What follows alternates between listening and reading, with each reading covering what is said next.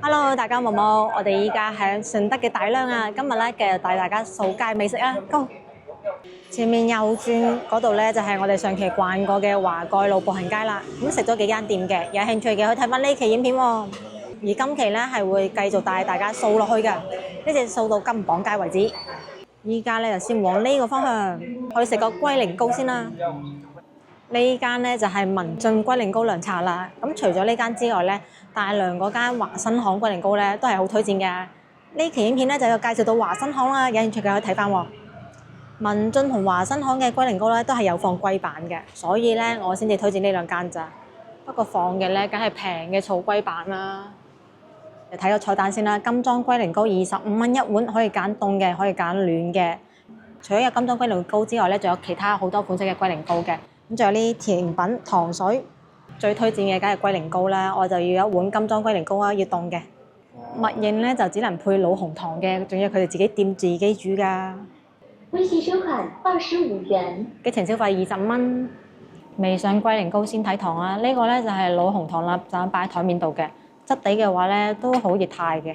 咁啊龜苓膏呢個時候都到埋啦，俾你睇睇25蚊嘅份量，仲好貼心咁樣俾隻碗仔啊，因為我真係2個人嚟㗎嘛。個盅咧都係用比較古老嘅樣式嘅，花紋咧就唔係我界㗎，係佢本身界好㗎。我依家咧就落紅糖啦，哇落多啲啊！啱先嗰個好苦啊，跟住小夥伴話邊度苦啫？哼，佢肯定食得鹹魚抵得渴咯。我切得已經好細塊㗎咯喎，切完之後係咁嘅樣嘅，好靚啊！係咪真係好似涼粉咧？但係呢個係一個苦嘅涼粉。下一下火先得我，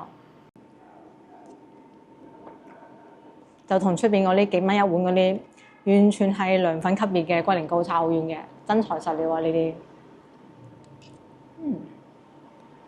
而且咧，我覺得凍嘅龜苓膏非常之適合夏天食啊！你諗下，佢又有去痘嘅功效喎，而且涼浸浸可以消暑啊，一舉兩得。就係依家咧真材實料嘅龜苓膏店越嚟越少咯。其實兩間店放嘅咧都係草龜板啫，唔通25蚊想放金錢龜咩？放金錢龜係要打靶㗎，不過講笑啫。其實唔使打靶嘅，2級保護動物嘅話咧係坐5年就得㗎啦。咁佢呢度咧除咗放龜板同埋土脯鱗之外，好明顯係寫得出放咗羅漢果㗎，咁仲會有少少嘅應該係薄荷，因為會回甘同埋涼涼地嘅味道係好明顯㗎，所以佢嘅苦咧就同華新行嘅好唔同咯。我覺得佢甚至係唔落糖咧，都應該係可以好容易接受到嘅。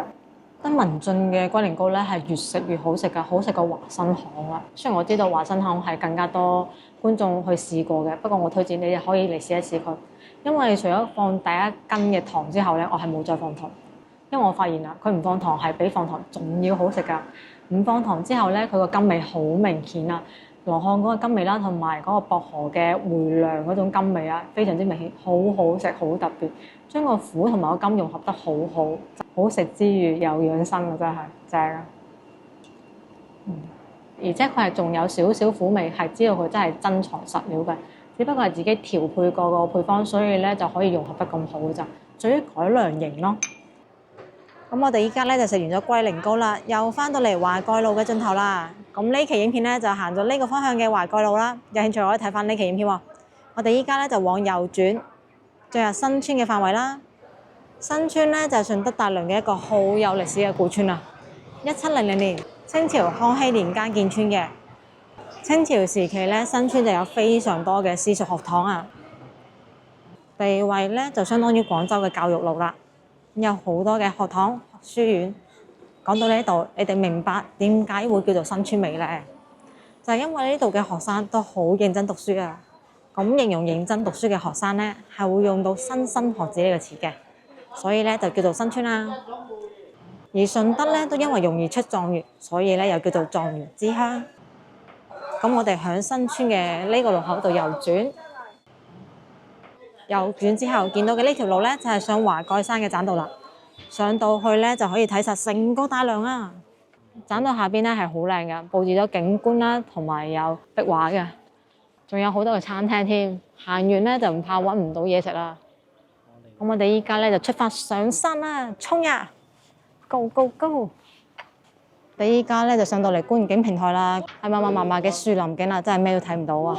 所以咧係唔建議上嚟呢個觀景平台嘅，除咗可以做有氧運動之外咧，實在係冇咩風景睇咯。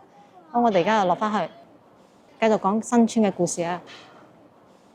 噔噔噔噔噔，上到嚟最高嘅觀景樓咧，係咁已高過啲樹啦，但係都係冇咩風景睇嘅。而且個標識嘅特色建築物咧係睇唔到嘅，只不過大概方位係啱嘅啫。唔想做有氧運動嘅，唔建議上嚟咯，因為除咗做運動，真係冇咩嘢睇㗎，要避雷一下呢個景點。呢個免費嘅，揀到落到嚟咧，左邊就係新村啦，而右邊咧就係金榜街啦。依家嘅新村咧係作為咗文藝小青年嘅街道啊，咁賣好多食嘅。雙皮奶啦、魚皮啦、豬腳薑同埋牛雜啊，大部分嘅民居咧都係租咗出去㗎啦。呢個咧就係新村當時最有名嘅學堂啦，叫做青雲文社啊。依家咧係仲保留咗落嚟嘅位置咧，就喺呢度。青雲文社咧就係一個有350幾年歷史嘅工業學堂啦。咁係起源於明末清初嘅，佢咧係由順德地方鄉紳聯合捐資創辦嘅。佢嘅主要目的咧係資助科舉嘅學子，幫佢哋平步青雲啦，所以咧就叫做青雲文社啦。隔離咧係呢個詠春一朝堂啊，喺依家嘅打卡熱門點啊，好多人喺門口度影相嘅。門頭咧係裝修得古色古香嘅，不過咧就唔夠精美咯。沿住呢條路一直行咧，係可以去到金榜上街㗎，Go Go Go！沿途係咪好多呢種小清新嘅店啊？壁畫咧就畫得好精美，係一個鳳凰啊，所以呢條街上面最精美嘅壁畫啦。呢度咧就係金榜街啦。咁如果唔想行棧道嘅觀眾咧，係可以行呢條路嚟到金榜街嘅。金榜牛奶咧喺廣東係非常出名㗎。金榜牛乳最早有記載咧係喺明朝萬歷年間嘅。金榜村咧就因為俾華蓋山同埋鳳嶺山圍住，耕地好少，所以咧就只能夠養牛為生啦。咁古代養牛咧就唔同現代，唔係主要為咗賣牛肉㗎，而係為咗賣牛奶。一直去到解放前啦，金榜村左右隔離咧，幾乎都係養過水牛㗎。咁養殖業同埋乳製品業咧都係非常之發達㗎。最有特色嘅咧就係因為男人咧都會出省城打工，所以呢度嘅奶製品業咧都係好少有嘅母系傳承啊，即係母女、姊妹、婆媳之間嘅手藝傳承。收徒弟咧，通常都係相當於未來新抱㗎啦，所以咧就有句話流傳得好廣㗎，講到我係廣州人都聽過啊，就係有女莫嫁金榜街，牛屎牛尿浸濕鞋。呢句話咧就證明咗當時金榜街嘅女性嘅生活狀態啦。不過咧，其實仲有下半句㗎，咁我都係查資料先知嘅啫。有豬有牛，一世九流；冇豬冇牛，一世風流。而呢句咧就係反映出咗依家嘅生活狀態啦。喺政府禁止養牛之後咧，靠收鋪租真係可以一世風流啊！你睇依家每一間民居幾咁繁榮，全部嘅一樓都開晒鋪頭，賣牛雜、賣嘢食、賣嘢飲，忙到咩咁啊！飲飲食食之外，有好多係文創店嘅，賣嘅都係佛山特色嘢。咁啊有啲鋪頭咧係堅持住冇租出去嘅，亦都有呢係做走鬼㗎。沿途咧係有好多壁畫嘅，有畫得精美嘅，有畫得比較可愛嘅。咁有好多咧係呢種傳統食物，歡姐輪較高啊，分店多到數都數唔到過嚟啊！又係利希記賓沙，呢兩日見到唔止10間啦，20零30間到啦。蝦扯蛋即係之前見到嘅蠔蛋燒啊！呢條街道咧其實係好長㗎。咁轉到過嚟咧係有幾間鋪仲堅持住一世九流嘅。堅持呢個母系傳承啊，例如呢間好姐牛乳店啦，咁就係由新抱繼承嘅。我哋又繼續講啦，附近咧係仲有另外一間同佢有關係嘅店，但係唔係咁開嘅。首先轉入嚟有更加多嘅食店啊，全部都話係手工產品，反正就好繁榮啦。好多咧都係賣水牛奶嘅，話晒呢度出名嘅就係水牛奶啊嘛。最熱鬧嘅呢間咧係芳姐牛乳牛奶。咁佢係金榜為數不多有自己養牛場嘅店，咁係真正嘅有豬有牛，一世九流啊！咁我哋又整翻支水牛奶嚟試一試啊！屏幕上面咧就展示咗佢嘅養牛場啦，啲牛多到上埋報紙上晒新聞㗎。不過芳姐呢度嘅廣告人咧，全部都係呢位阿叔嘅。水牛奶啡、微奶泡、薑醬奶泡，味道不同喎。哇，好唱口喎！個水牛住，薑醬奶啡、微奶泡，生產一條龍。犀利啊！你都唱咗一條龍啊！飲完之後咪好似你咁唱得㗎？好飲㗎。好飲啊！整翻支水牛奶要。細嘅15，大嘅20杯。俾啲細嘅。嗰度買大嘅煉奶。飲唔晒啊！嗱，15蚊呢個大細嘅，25蚊就大好多㗎啦。擺明個鋪位啊，大好人多多嘅話就飲大支抵飲啲咯。咁我哋試一試味道先，好生意啊！食雙皮奶啊，賣獎嚟㗎。好。嗱，呢支咧就15蚊嘅水牛奶啦，睇得出係真係自己煮㗎，仲有掛壁㗎。其他嘅水牛奶係冇呢個效果㗎，所以認住佢。阿叔真係好好唱口啊！飲完之後咪好似佢咁勁㗎。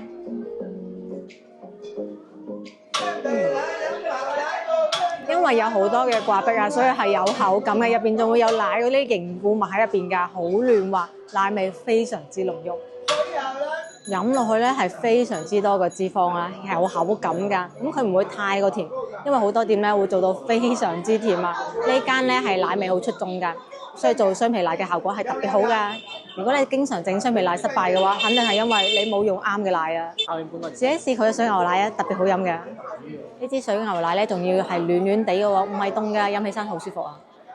飲完奶又繼續逛啦。金廣街咧就唔止佢一間奶鋪嘅，大把。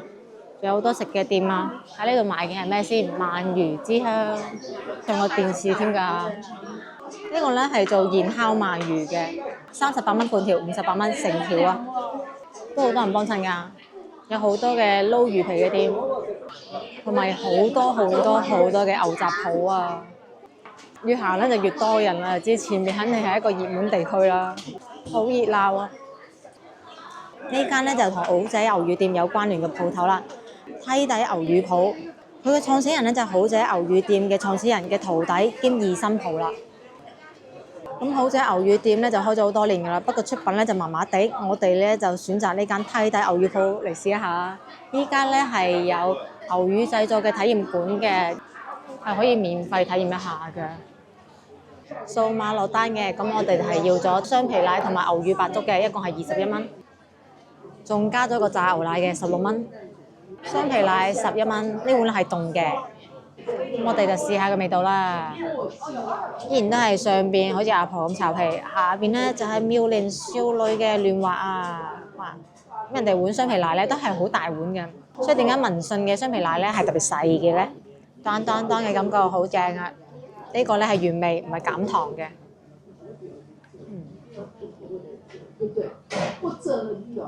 甜味確實好清晰嘅，但係奶味好香濃啊！上面嗰層雙皮咧係特別濃郁㗎，下邊嘅咧非常之嫩滑，咁樣嘅搭配咧我都係好食㗎。文信嗰個比例咧實在係差咗少少咯，食落去唔夠嫩滑啊！牛乳白粥10蚊雞，上面白色呢啲咧就係牛乳啦，下邊嗰啲粥咧就真係白粥嚟嘅。牛乳咧係有味㗎，而家就試一試啊！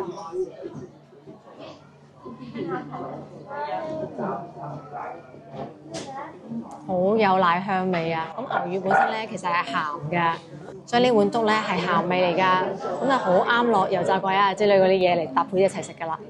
粥嘅份量咧好大㗎，佢唔係好熱嘅，暖暖地咁樣。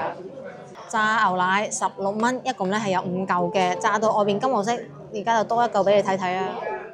嘿，咁呢個炸嘅，所以咧好明顯係見到有炸嘅痕跡㗎，有啲係淺金黃，有啲係深色嘅。試下味道。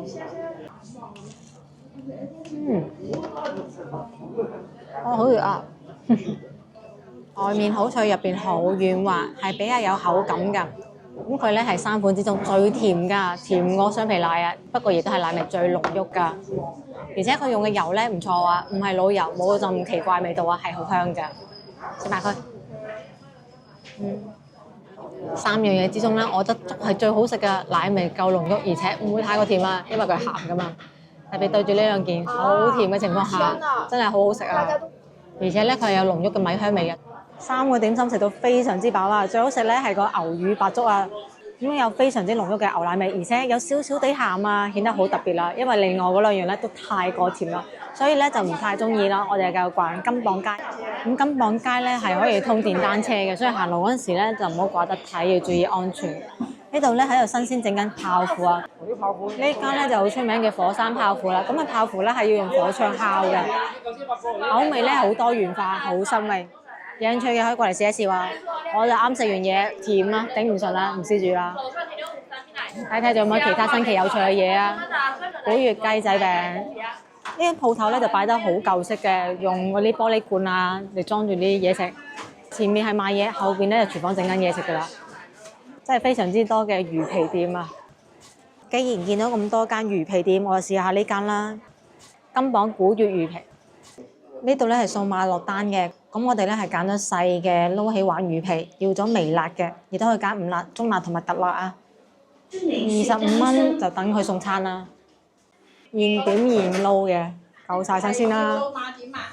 會落好多配料㗎，刨個青瓜先，檸檬草、紅蘿蔔絲、洋葱絲、薑絲、芫茜、橋頭、酸薑。鯪魚咧就薄啲嘅，鯪魚薄啲、長啲。鯪魚味就最出名嘅，你經常接觸得多咧，就鯪魚罐頭嘅鯪魚。就是鯪魚個鯪魚。係啊，所以嗱點解鯪魚咁出名啊？有鯪魚餅啦，係嘛？有鯪魚乾咧，又用鯪魚嚟做啦，有鯪魚罐頭啦，有鯪魚啦，好多用鯪魚。哦，係喎，好多鯪魚喎。最出名嘅。哦，係，明白。油好靚啊，離遠都聞到花生油味啊！師傅手勢好熟練，我撈得非常之快嘅。我哋呢個同出邊做法唔同啊，順德嘅唔知個原先嘅做法，真係順德撈魚生咁撈。好，試一試呢個順德特有嘅做法。最後淋上呢個靈魂嘅花生啊，都聽到聲係非常之脆嘅。花生魚皮嘛，花生同埋芝麻真香，正啊！撈起魚皮細份25蚊，揀嘅係微辣，醬汁咧話係秘製嘅順德口味啊！咁啊老細技術熟練，而且把嘴好甜啊！一路撈一路講，話食過去嘅撈魚皮肯定撈到風生水起啦！嚟試一試啊，非常之彈啊！25蚊就有咁多料，咁大嘅份量，兩個人食有得啦！阿靚中意食咩啊？好多嘢食㗎。好脆啊，超彈啊！而且芝麻同埋花生係好香㗎，味道一流。微辣嘅話係真係只有少少辣㗎咋，中意食辣嘅話嚟啦，特辣等住你㗎。芝麻花生真係非常之香，唔單止味道濃郁，而且係口感好脆㗎。呢條咧就係師傅醒我嘅靚魚啦，因為佢呢個手法咧係唔落豉油，連埋啲配料一齊食咧，味道更加香濃。又脆又滑，而且係可以食到好香濃嘅魚味啊，正啊，係一啲都唔腥嘅。結埋啲配料一齊食嘅話，味道係最香濃噶。檸檬草嘅味道咧係好明顯，非常之解膩，好清新啦。咁佢呢度嘅做法咧係唔放豉油，所以咧味道係會淡少少，但係咁就避免咗鹹呢個問題啦。而且咧就會試到魚肉嘅鮮味，好食過陳添記好多啊！之前一直話陳添記唔好食嘅觀眾咧，一定要嚟試一試，呢份係絕對係實名認證，非常之好食。呢塊咧就鯪魚皮啦，特別晶瑩剔透薄一啲嘅，但係唔好睇佢薄喎，依然都係好彈牙噶，而且好滑啊，好好食啊，味道係唔同嘅，口感唔一樣嘅，更加出色，真係好過分。佢呢度嘅鯪魚咧，雖然係薄過皖魚啊，但係比皖魚脆好多好多啊，非常之多，我都懷疑廣州用嘅係咩鯪魚啦，差咁遠嘅，人哋呢度明明係鯪魚脆過皖魚，而且賣得貴過皖魚㗎。呢間古越魚皮係好推薦㗎，一定要嚟試一試啊！我哋繼續逛一逛金榜街啊！哇，越晏越多人啊，好熱鬧啊！呢間金榜歡記牛魚店咧，都係我哋要食嘅店，咁佢就開咗好多年嘅。菜單咧就寫喺黑板度，睇樣就知夠啦。呢間咧同我哋之前食嘅梯底咧係有關係嘅。誒唔該，俾個細雙皮奶啊！要個雙皮奶要凍定唔凍啊？凍嘅，打開食係包起啊？打開食。好啊，13蚊。13蚊雙皮奶，非常之可愛。呢個咧就13蚊嘅雙皮奶啦，咁佢奶皮咧係唔一樣嘅喎，見唔見到？係有少少斑紋嘅，因為呢間店嘅牛乳咧脂肪度係特別高㗎，所以咧就凝結咗呢斑紋啦。係一個樽仔嚟嘅，咁啊份量咧應該係除咗文信之外最細嘅雙皮奶啦。試一試個味道先，上邊嘅奶皮咧就因為樽口比較細，所以咧就比較少嘅，而下邊嘅奶咧係好軟滑嘅，不過咧顏色係唔同㗎，有少少偏黃色。脂肪度比較高嘅牛乳啊，做出嚟嘅雙皮奶咧係唔一樣嘅。佢咧就冇甜度可以揀嘅，咁所以呢隻咧就原味，口味咧係偏甜少少嘅，但係牛乳味咧係非常之香濃㗎。咁多個雙皮奶之中咧，佢係最香濃㗎。雙皮奶嚟講咧，金榜街最好食真係呢間啦。如果係想唔試太多雙皮奶，揾區別嘅話，呢間都係必試㗎，因為佢真係好特別啊，奶味特別濃郁㗎。一剝開咧，佢嘅奶皮就冚得好犀利㗎。佢嘅奶皮咧係比其他雙皮奶仲要細㗎，但係都支撐唔住咁細塊奶皮喎。呢個係同呢個脂肪度有關啦，定係同咩比例有關嘅咧？文信咧都係比較沉㗎。即係又繼續講啦，隔離咧係蜂王奶烏薑撞奶啊！咦，冇人幫襯嘅喎。因為金榜街最好飲嘅奶、最好食嘅牛乳白粥同埋最好食嘅雙皮奶，我哋都試到咗啦。呢間好多人喎，鳳城魚皮係依家嘅最紅嘅店啊，所以非常之多後生仔女喺度排隊啊。不過我哋啱先食到嘅古魚，我覺得已經足夠好食啦。秒殺陳添記10條街啊！呢間金榜老街坊咧都係老店嚟嘅，咁啊成面牆咧黐滿晒食客們留低嘅咩模字啊！成條街咧都係為食而存在㗎。嚟一大輪旅遊咧，真係個個都諗住要嚟食大吃一餐㗎啦！昌記羊鴨燒鵝，有種已經食唔過你嘅感覺啊！邊有咁多個位啊？仲有經常見到嘅喜萬年年啊，不過我見都有唔少人會買咯。好多間做粽㗎喎，呢度賣粽咧10幾蚊一隻㗎，都係現包嘅。金榜手信店賣嘅咧就係牛耳仔同埋賓沙，雙皮奶10蚊喎。重複率好高啊！哇！而家真係手拎幾間鋪可以一世風流啦。咁大嘅客流量，知租得起價啦。呢間咧係金榜老字號牛奶牛乳店啊，都有唔少後生仔幫襯㗎，而且有好多明星幫襯，有打卡相㗎喎。咦？前面有間有趣嘅喎，佢係現炸緊沙翁啊！行到最後咧就有一個開闊嘅小廣場啦，又見到阿爆檸檬茶，見到咧起碼有10間分店啊！咁喺檸檬茶嘅對面咧，係呢度嘅玉虛宮啊，拜神燒香嘅地方啊！咁做得係好古色古香嘅，因為佢嘅彩繪咧咁粗獷嘅幅架，依家都火唔嚟啊！呢個咧係觀音堂，行過咗觀音廟就嚟到咗金榜牌坊啦。牌坊咧就唔算大，但係上面金榜嘅字咧就好金碧輝煌。今期影片咧就到呢一度啦，鍾意我嘅影片，想食地道粵菜就關咗我頻道啊，點個 like 分享俾朋友仔，下期見啦，拜拜。